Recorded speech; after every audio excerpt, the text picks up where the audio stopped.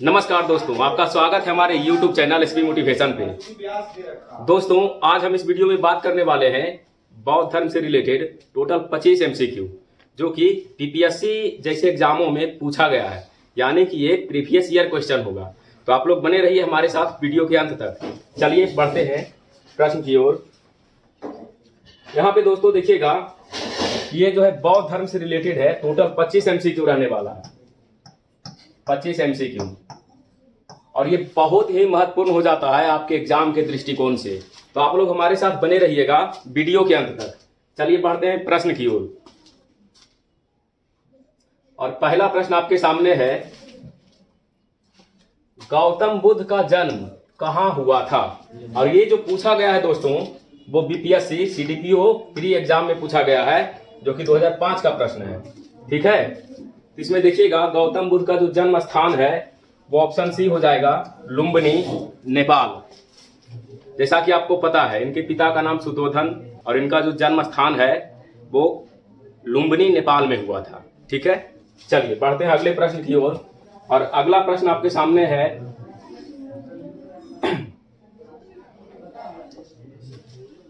महात्मा बुद्ध ने अपना पहला धर्म चक्र प्रवर्तन किस स्थान पर दिया था? ठीक है, महात्मा बुद्ध ने अपना पहला धर्म चक्र प्रवर्तन किस स्थान पर दिया था? तो इसका जो सही उत्तर हो जाएगा दोस्तों, वो हो जाएगा ऑप्शन बी, सारनाथ। सारनाथ में देखिए 47th BPSC प्री 2005 में भी पूछा गया है। तो ये सब जो प्रश्न है वो आपके एग्जाम के दृष्टिकोण से बेहद ही महत्वपूर्ण हो जाता है। तो आप लोग बने रहिए हमारे साथ वीडियो के अंत तक। इसमें हम टोटल करने वाले हैं 25 से 27 प्रश्न। चलिए देखते हैं अगले प्रश्न की ओर। और अगला प्रश्न आपके सामने है,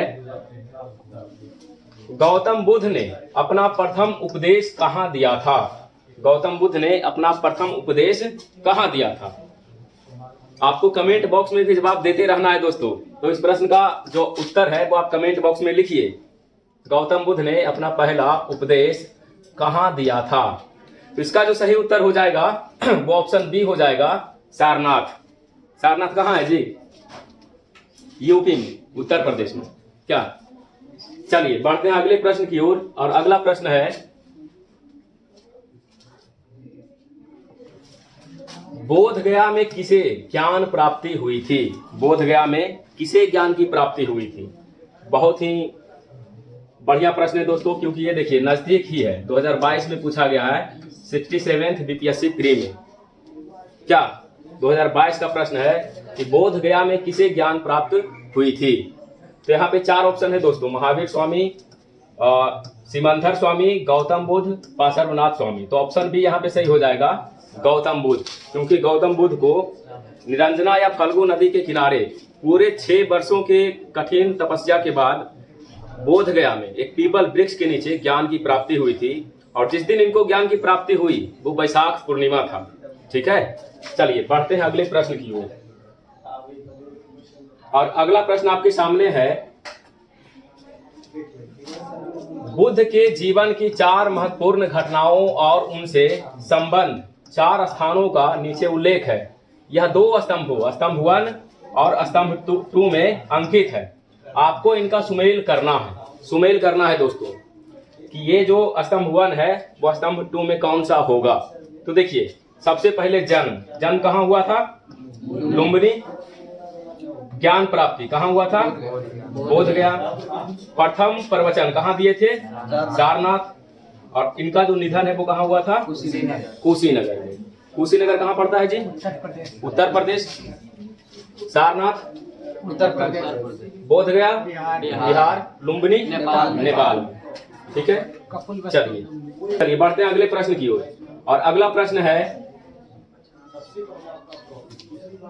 कह रहा है, अजात शत्रु के शासनकाल में प्रथम बौद्ध संगीति का आयोजन किस नगर में किया गया था?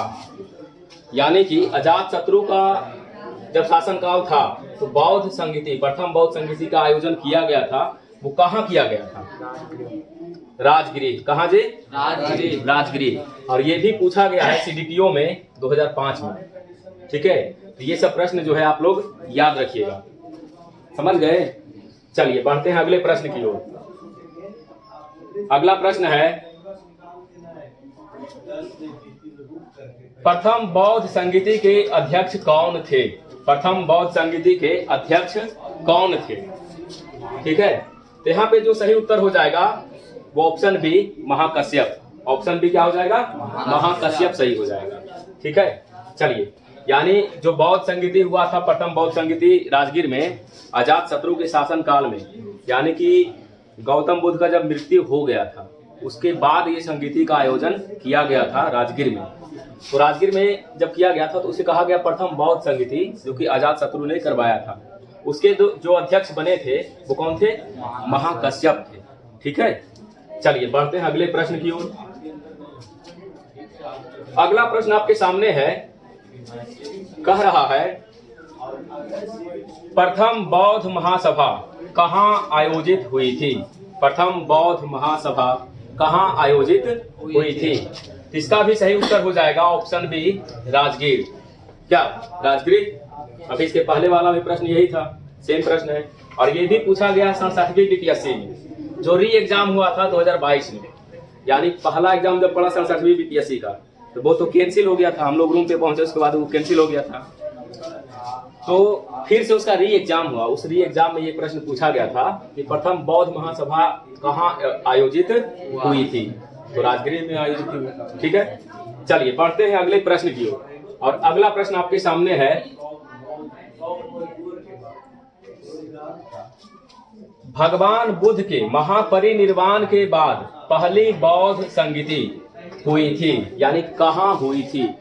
भगवान बुद्ध के महापरिनिर्वाण के बाद, यानी इनकी मृत्यु के बाद जो पहला बौद्ध परिषद का गठन किया गया था अजात शत्रु के शासनकाल में, वो कहाँ किया गया था जी? राजगीर में। चलिए बढ़ते हैं अगले प्रश्न की ओर। और अगला प्रश्न आपके सामने है, अगला प्रश्न है, कनिष्क के शासन काल में बौद्ध सभा किस नगर में आयोजित की गई थी?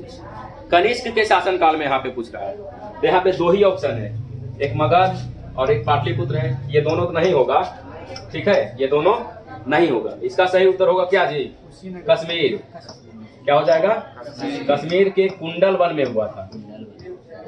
कश्मीर के कुंडल वन में ये जो सभा है, बौद्ध सभा, कनिष्क के शासनकाल में वो आयोजित किया गया था कश्मीर के कुंडल वन में। सही है, चलिए पढ़ते हैं अगले प्रश्न की ओर। अगला प्रश्न है, इनमें से किस शासक ने चतुर्थ बौद्ध संगीति कश्मीर में आयोजित किया था? ठीक है, अब इसमें शासक का नाम ढूंढना है कि वो कौन शासक है जो कश्मीर में चतुर्थ बौद्ध संगीति करवाया था। ठीक है, कौन हो जाएगा जी? ऑप्शन सी हो जाएगा, कनिष्क। चलिए बढ़ते हैं अगले प्रश्न की ओर। और अगला प्रश्न है,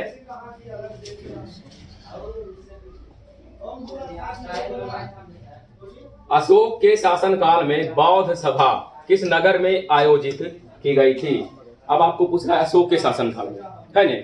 तो अशोक के शासनकाल में क्या हो जाएगा? राजगीर होगा, समस्तीपुर, मगध, क्या हो जाएगा? पाटलिपुत्र। ठीक है, राजधानी था ना, मगध का राजधानी पाटलिपुत्र। तो अशोक जो भी राज किया था वो पाटलिपुत्र से ही संचालित किया करता था। और ऐसा कहा जाता है कि भाई महाभारत के अनुसार जो है अशोक अपने 99 भाइयों का कत्ल किया था। क्या वही अशोक है नहीं? चलिए बढ़ते हैं अगले प्रश्न की ओर। और अगला प्रश्न आपके सामने है, कह रहा है, तृतीय बौद्ध सभा किस स्थान पर बुलाई गई थी? अब यहाँ पे तृतीय बौद्ध सभा की बात कर रहा है। ठीक है, तो ऑप्शन क्या हो जाएगा जी? डी, पाटलिपुत्र। क्या ऑप्शन डी हो जाएगा? पाटलिपुत्र। चलिए, ये भी जो पूछा गया था वो 93 से लेकर 55 जो बीपीएससी प्री एग्जाम हुआ है 2011 में, वहां पूछा गया था। ठीक है, चलिए बढ़ते हैं अगले प्रश्न की ओर। और अगला प्रश्न है, कह रहा है, महात्मा बुद्ध को महापरिनिर्वाण कहाँ हुआ? महात्मा बुद्ध को महापरिनिर्वाण कहाँ हुआ? तो सही उत्तर क्या हो जाएगा जी? कुशीनगर। और ये कुशीनगर कहाँ पड़ता है? उत्तर प्रदेश में। चलिए देखिए, ये जो पूछा गया है वो 47th बीपीएससी प्री 2005 और 53 से 55 बीपीएससी प्री 2011 में पूछा गया है। क्या? चलिए बढ़ते हैं अगले प्रश्न की ओर। और अगला प्रश्न है त्रिपिटक किसकी धार्मिक पुस्तक है? त्रिपिटक किसकी धार्मिक पुस्तक है? तो सही उत्तर हो जाएगा ऑप्शन डी, बौद्ध, यानी बौद्ध धर्म का जो धार्मिक पुस्तक है वो क्या है? त्रिपिटक है। ठीक है, जो पूछा गया है 63वीं बीपीएससी 2017 में। ठीक है, चलिए बढ़ते हैं अगले प्रश्न की ओर। और अगला प्रश्न कह रहा है निम्नलिखित में से कौन महायान बौद्ध धर्म और हीनयान बौद्ध धर्म के बीच मूलभूत अंतर का प्रतिनिधित्व करता है? यानी हीनयान बौद्ध धर्म और महायान जो दो शाखा में बटा था वो किसका प्रतिनिधित्व करता है? तो यहाँ पे ऑप्शन सी हो जाएगा, देवी देवताओं की मूर्ति की पूजा करना इसका प्रतिनिधित्व करता है। ठीक है, और ये जो पूछा गया है बीपीएससी असिस्टेंट 2019 में पूछा गया है। ठीक है, चलिए बढ़ते हैं अगले प्रश्न की ओर। और अगला प्रश्न कह रहा है बोध गया में बोधि वृक्ष अपने वंश की किस पीढ़ी का है? अपने वंश की किस पीढ़ी का है? ठीक है, तो सही उत्तर हो जाएगा ऑप्शन सी, पंचम पीढ़ी का है। लेकिन अगर आप देखेंगे कि ये जो वृक्ष लगाया गया है पीपल वृक्ष, उसको तो कटवा दिया गया था, तो एलेक्जेंडर कनिंघम के द्वारा एक बार लगाया गया था और वही उसी वृक्ष का, यानी जो एलेक्जेंडर कनिंघम लगाया था उस वृक्ष का ये 5वां पीढ़ी है वहां पे। ठीक है, बोध गया में स्थित महाबोधि मंदिर के पास में। ठीक है, चलिए बढ़ते हैं अगले प्रश्न की ओर। और अगला प्रश्न कह रहा है चीनी यात्री सुंग यून ने भारत की यात्रा कब की थी? सुंग यून ने भारत की यात्रा कब की थी?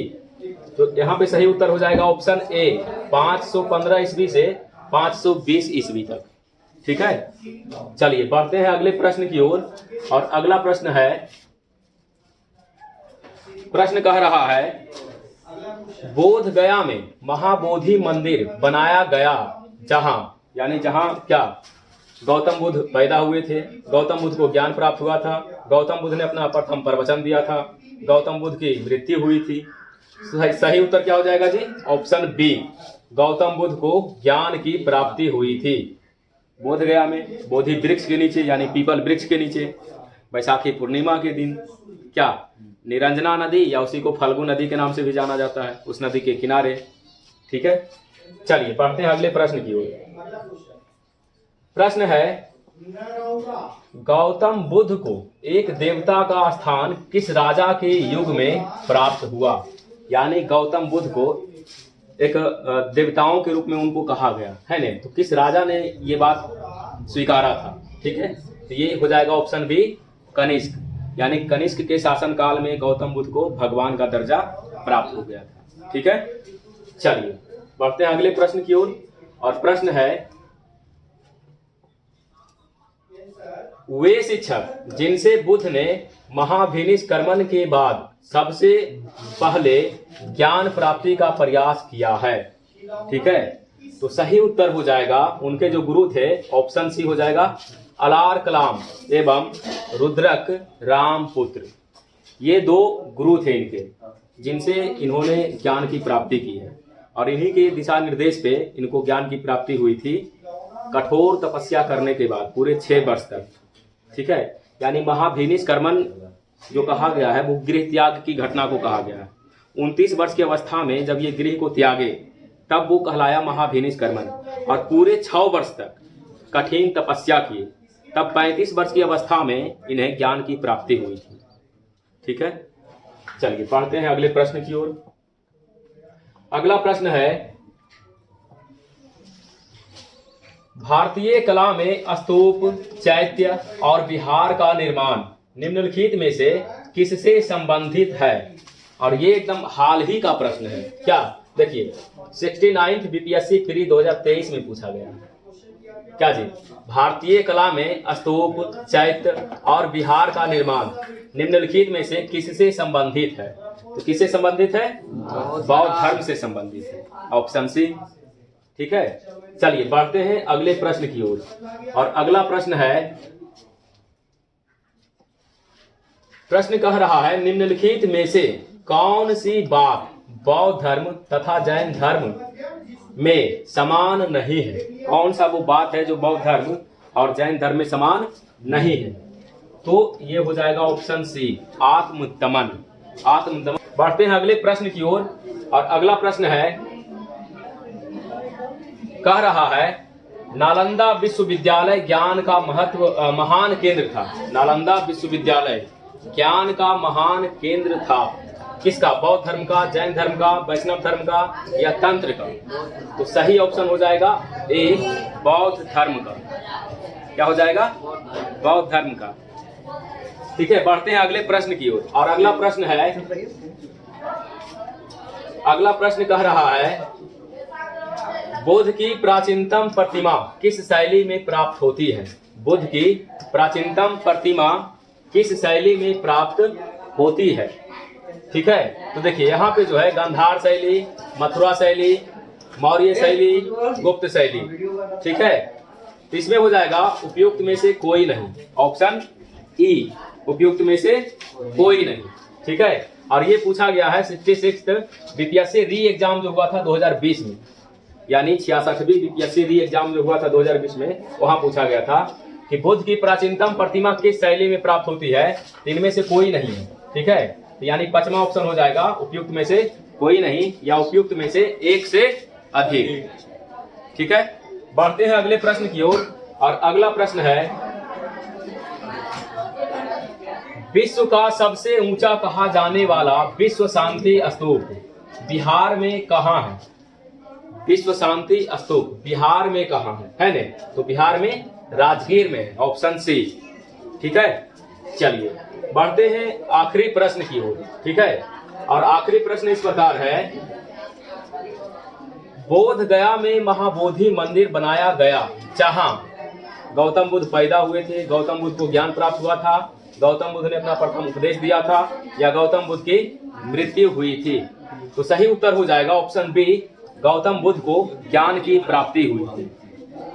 तो दोस्तों, उम्मीद है कि यह वीडियो आपको पसंद आया होगा। वीडियो पसंद आया तो वीडियो को करिए लाइक और अपने दोस्तों के साथ करिए शेयर, और हमारे साथ बने रहिए और चैनल को कर लीजिए सब्सक्राइब। चलिए मिलते हैं अगले वीडियो में। Thank you, all the best.